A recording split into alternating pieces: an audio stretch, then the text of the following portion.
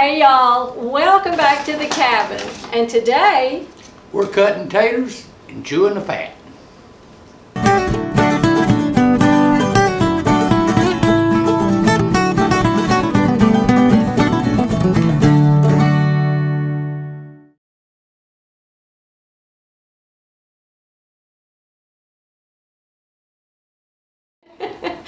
what we're doing is we're cutting these where instead of planting the whole potato, we can get a bigger harvest by cutting them in good sized chunks with several eyes on them. And what we'll do after we get through cutting these, we'll take them upstairs, lay them out on newspaper, and let them dry for a couple of weeks before we put them in the ground. So, but that's not what this video is about, is it? No, huh?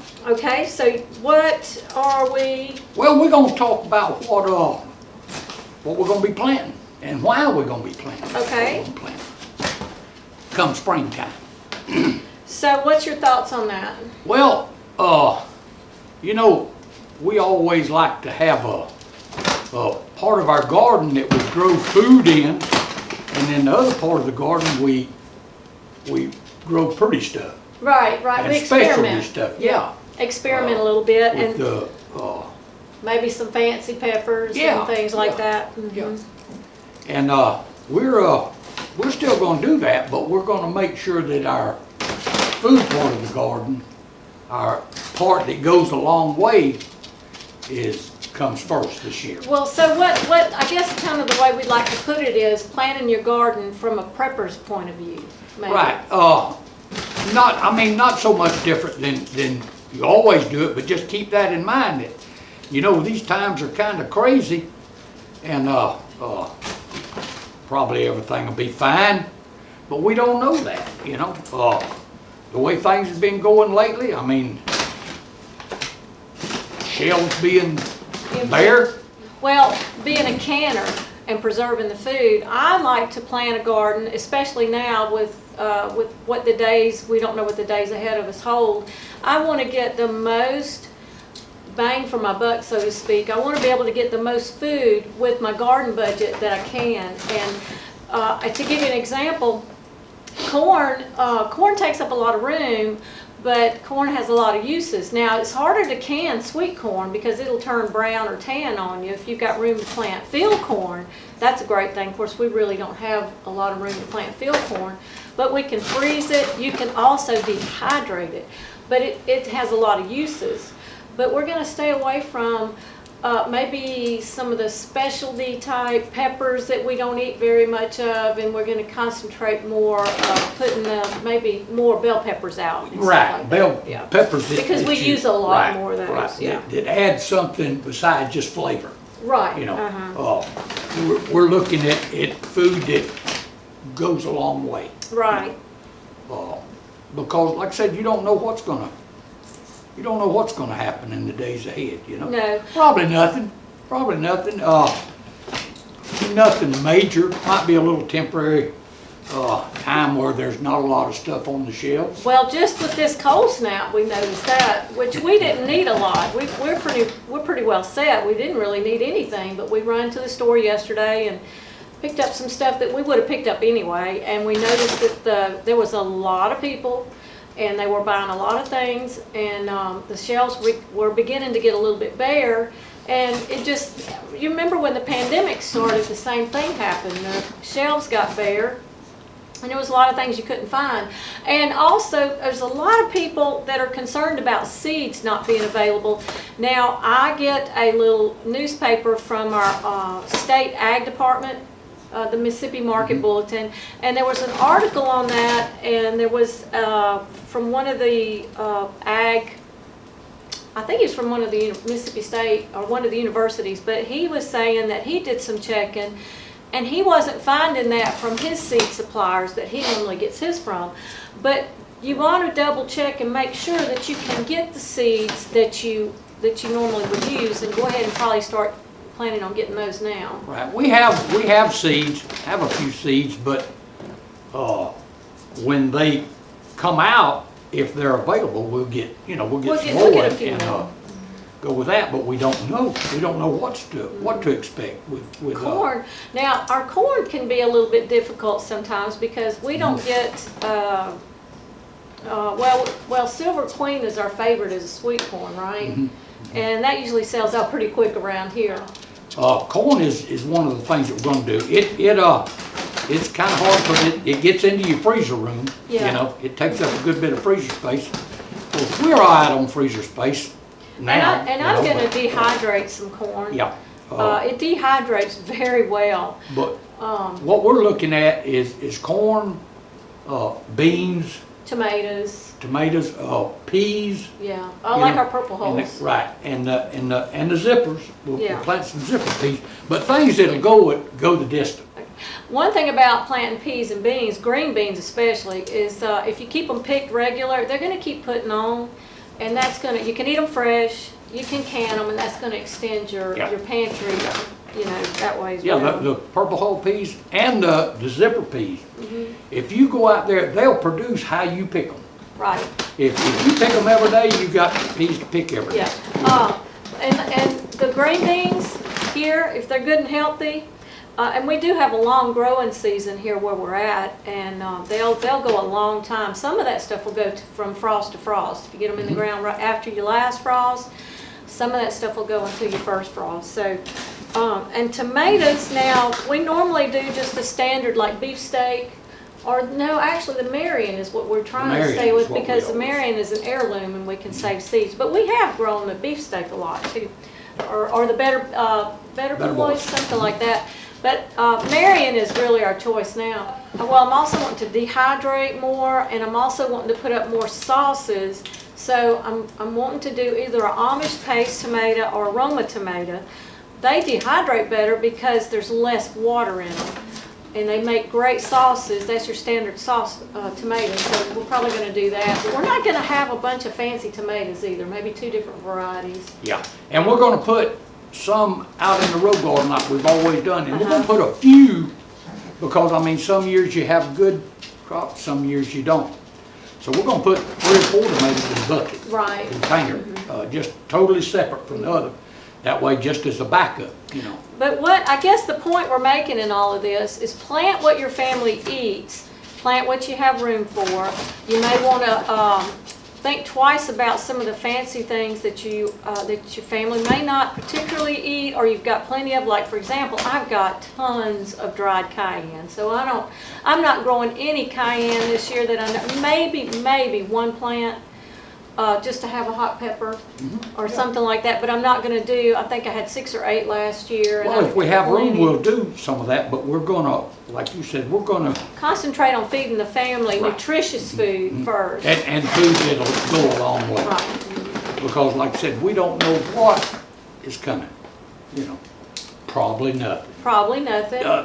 Well, no, more than likely something, but nothing that's going to be long lasting.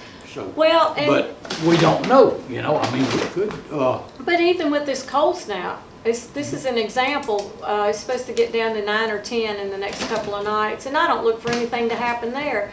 But it's good to have things on the pantry shelf, ready-made, not store-bought, because store-bought is not nearly as healthy for you.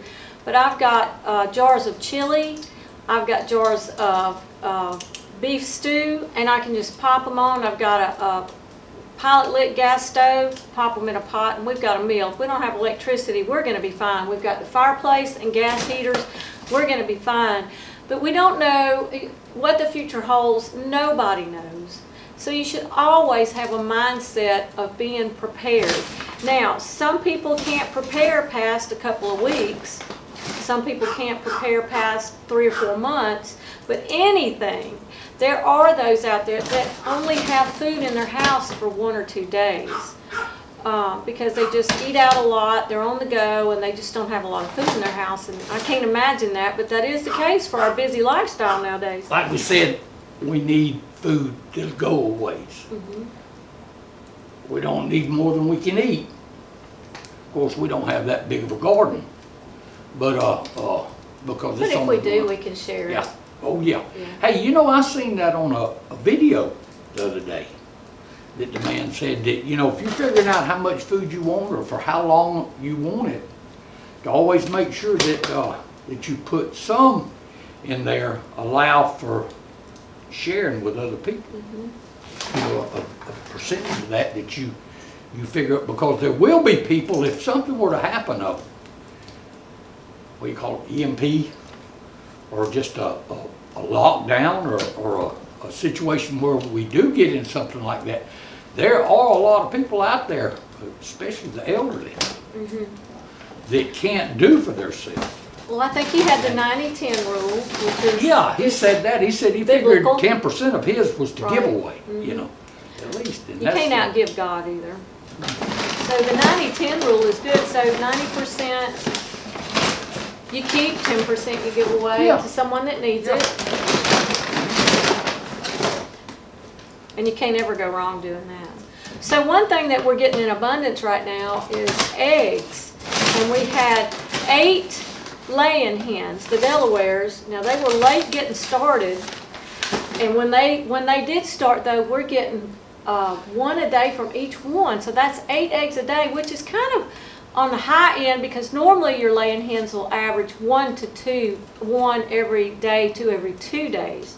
So getting 1 every day is quite a treat. But then every now and then we'd notice there would be 9 eggs.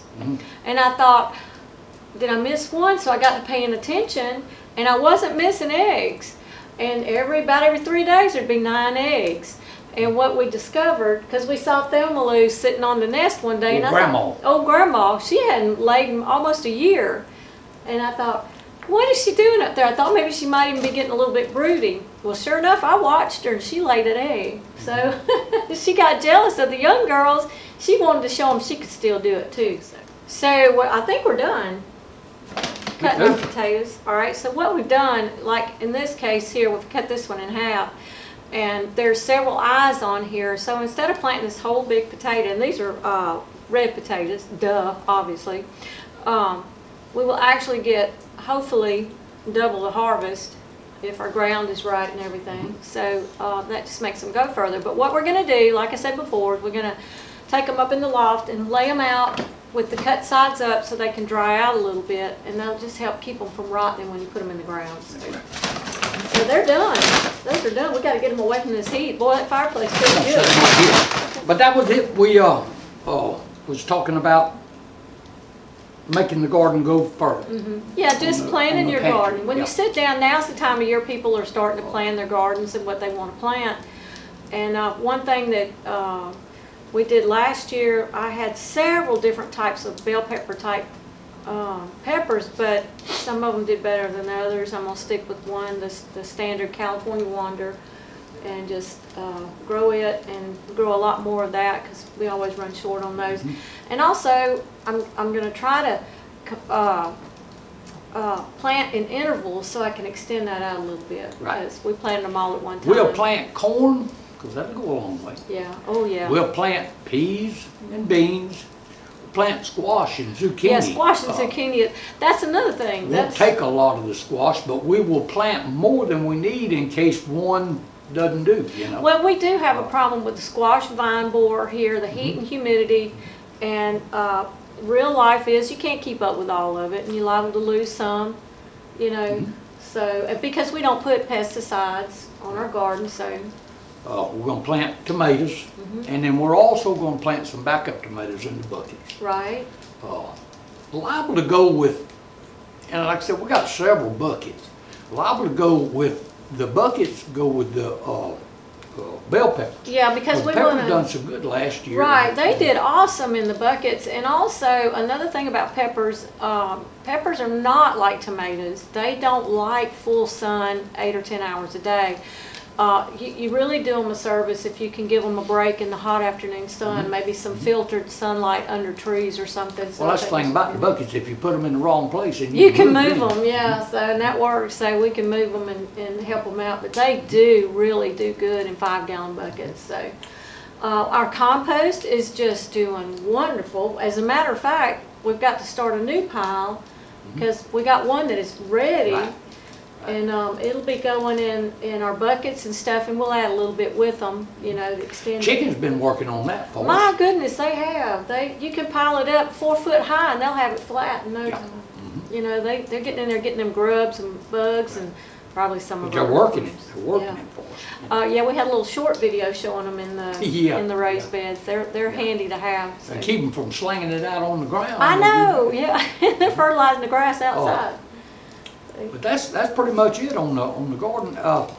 We Plant what you can eat that's practical. Be practical. Practical planting. So. we keep in the back of our mind what could be coming.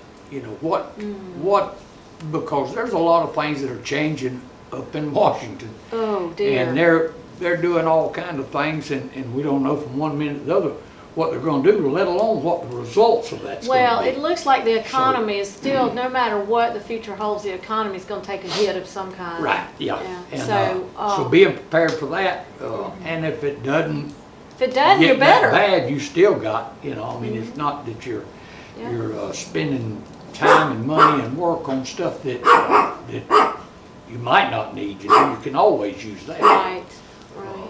So I'm getting excited about that. Well, it's very cold. it ain't spring right now. It's not spring, Very but slight. I'm getting excited about what we're going to be putting back in the row garden this year. I'm looking forward to putting the corn in, and we've done a little bit of mending to the row garden. The row garden has been tough. We've had good years and bad years with it, but we've really been working on it. So I've been wanting to go out there and hit it with the disc again, lightly hit it with the disc, but it's been so rain. wet. Yeah, we couldn't. It's been so wet. We've been putting some fresh cow manure straight in on this side where the corn's going, and we'll hopefully get that disc in before too long. So and that'll help build that up some. We limed it good this year with the what I call the long acting, the 7-year lime. I feel like that really had a lot to do with the last time. Things just didn't thrive, and we didn't do a soil test. So we know it needed lime. With everything that's going on and bad news and crazy news and all that, this is still America. This is still the United States of America. We can change leaders, we can change anything, and they can do all kind of stuff, but it's not going to change what America is. America is full of patriots. It has nothing to do with the crowd of a circus up in Washington, D.C. It's the people that are planting these gardens. That's what America's all about. That's not going to change. They ain't, nobody going to be able to change that. That's a spirit. It's not going to change. Don't let the cares of this world put a wedge between you and heaven. And you know that I'm going to leave you with these beautiful words. Don't ever forget that your Heavenly Father loves you. And we'll see you On the next video. God bless. Bye.